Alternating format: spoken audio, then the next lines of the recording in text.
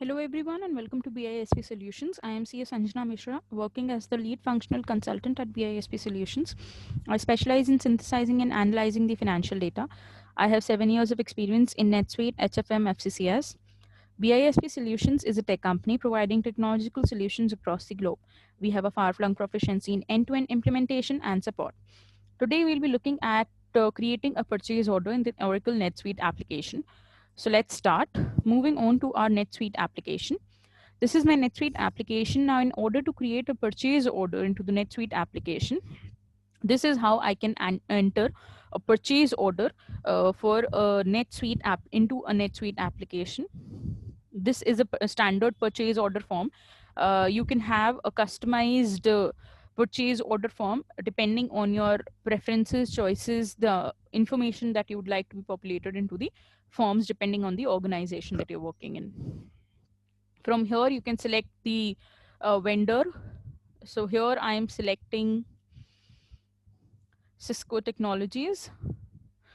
This is the vendor that I'll be creating a purchase order for. Any purchase contract that have been entered with this particular vendor, employee who will be responsible, receive by any date that you would like to put in, that this is the date until when you would like to this purchase order to be received by, and memo anything that you would like to provide along with this purchase order. Pending approval, that is approval status. If you are just creating a purchase order and the purchase order needs to be approved by your superior, then the approval status is pending approval. If you have the option, or if you have the role by in which you can actually select whether it is approved, rejected, that is the approval status that you can actually select. So depending on whatever role that you have, this approval status is going to change. Since I have logged in as an administrator, so I have the option of approved, rejected, and pending approval. So here I'm just keeping it as a pending approval. And over here you can select who is the next approver, that is your superior if in the workflow case.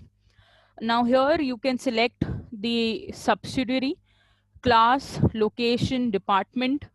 If it is an intercompany transaction, that is a purchase and sale is made between the subsidiaries of your of your group, then you can actually choose the paired intercompany transaction, the currency, status, all of those information you can actually put up over here into the intercompany paired transaction if there is for this particular uh, transaction, if it is an intercompany transaction. Now this is not available with us, the reason because we haven't selected a vendor. If in case you have an intercompany transactions going on, you have to select vendors, you have to create intercompany vendors and customers, then you will be able to select it. So the currency, you can select the currency. This currency also is automatically taken up from the subsidiary that you have actually selected. The open air expense schedule, bill schedule, report creator, GST amount, expense report number, amount, approver for this particular open air bill. And over here we have the exchange rate. If the currency, your reporting currency, your entered currency are different, then you can select and provide for the exchange rates over here. Now this is I am creating for items and I'm not creating for any expenses. I am going to select the item that I would like to request create a purchase order for. So vendor name, etc. has been automatically populated. I would like to take 20 units. Now the rate has not been provided, so I'm going to provide for the rates also. And in case of any other tabs you would like to provide, or the billing, billing address, billing vendor, accounting, tax ID, relationships, communication to the person, open air bill information, tax reporting, trans tax reporting, approvals, etc. All of those information, if you want, you can actually populate over here.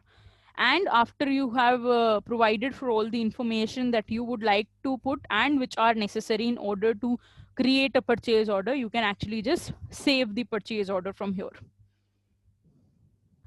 So as you can see, I had saved the purchase order. This is the purchase order that we had created. This one is the purchase order that we had created, and the approval for this particular purchase order is pending. So this is how we can actually create purchase orders into the NetSuite application. Of any other information or any other queries or consultation that is required from our side, you can of course get back to us at www.bispsolutions.com. Thank you so much.